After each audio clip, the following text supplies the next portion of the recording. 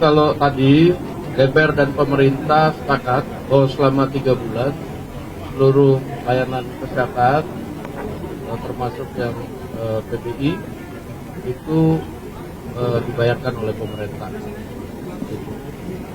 Tadi sudah sepakat, ini yang bagian bayar-bayar sudah oke. Itu. Sambil kemudian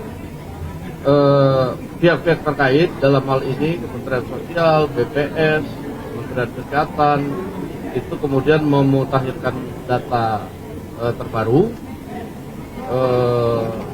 dengan pembanding yang terbaru. Demikian.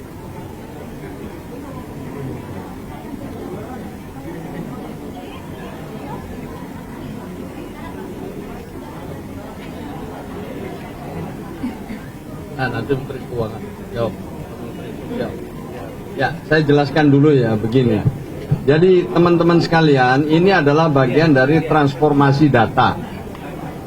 Jadi kalau Presiden cara transformasi bangsa, kita mulai dari transformasi data. Untuk keperluan itu Presiden menerbitkan Inpres nomor 4 tahun 2025 yang harus jadi pedoman bagi seluruh kementerian, lembaga, pemerintah daerah dalam menyalurkan subsidi sosial maupun bantuan sosial. Salah satu diantaranya adalah bantuan untuk penerima bantuan iuran atau PBI. Sudah ditentukan alokasinya 96,8 juta setiap tahunnya, di mana ini dibagi ke seluruh daerah. Datanya itu adalah dari DTSen yang kemudian dimutakhirkan beserta beberapa daerah yang ada. Bupati wali kota mengusulkan setiap bulan ya untuk warganya yang mendapatkan PBI. Setelah kita cocokkan, kita lakukan verifikasi, validasi, baru kita tetapkan kemudian alokasinya untuk setiap kabupaten kota. Tahun lalu ini evidence base-nya ya. Tahun lalu itu ada 13 juta lebih yang dimutakhirkan atau dinonaktifkan. Pemerintah memberikan kesempatan untuk reaktivasi. Ada 87.000 lebih yang melakukan reaktivasi dari 13 juta yang dinonaktifkan.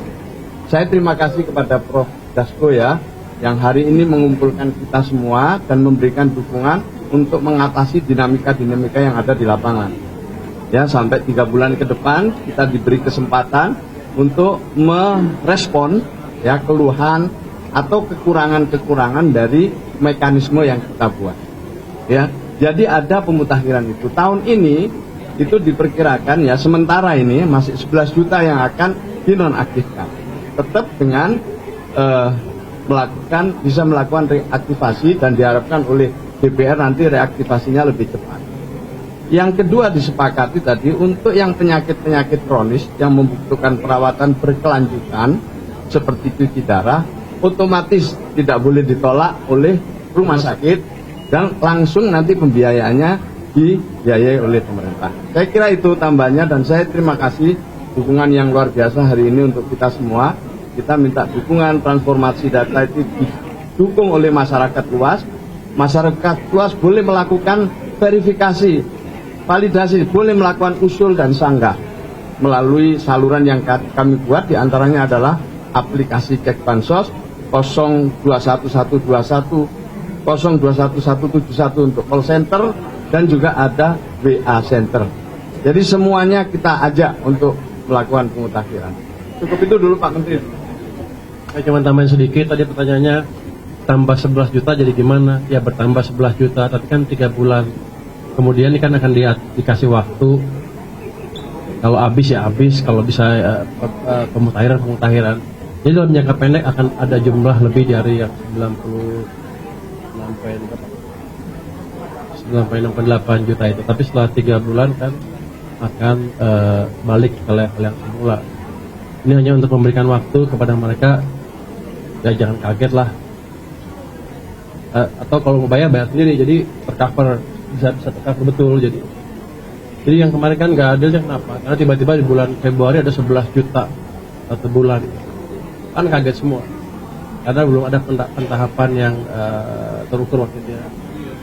Sebelum-sebelumnya kan cuma 1 juta, 2 juta, paling banyak 5 juta. Tapi nggak 1 bulan 11 juta kan 10% tiba-tiba nggak bisa dapat akses, ya pasti ada yang banyak yang kena, yang menimbulkan kemarin mungkin banyak protes ya. Ini diperbaiki dengan sistem tadi, nanti ke depan 3 bulan kalau dia nggak masuk ini akan diberitahu 3 bulan sebelumnya, jadi sosialisasinya akan ditingkatkan lebih baik lagi.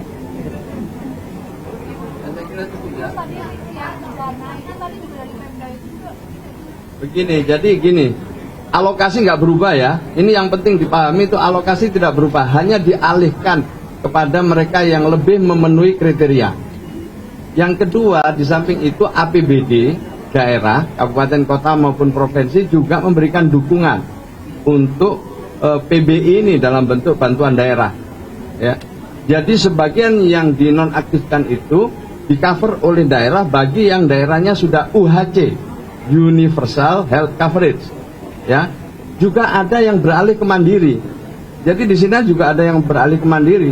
Ini menunjukkan bahwa pengalihan ini juga membuat masyarakat yang bisa untuk membiayai dirinya sendiri atau keluarganya itu beralih ke program mandiri di BPJS Kesehatan. Ya, cukup ya.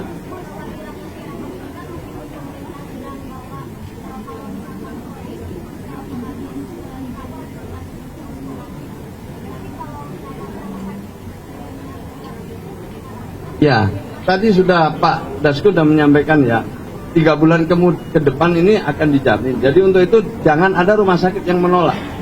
Menurut saya Menteri Kesehatan juga udah ada jelas itu, undang-undangnya ada, peraturannya ada, tidak boleh rumah sakit menolak pasien. Siapapun pasien itu. Siapapun pasien itu tidak boleh menolak pasien. Untuk itu ini himbauan kepada rumah sakit, jangan ada rumah sakit yang menolak pasien. Soal pembiayaan, pemerintah dan DPR sepakat untuk akan memberikan dukungan, dan itu nanti kita bisa lakukan hitung-hitungan bersama BPJS. Saya kira ini jaminannya.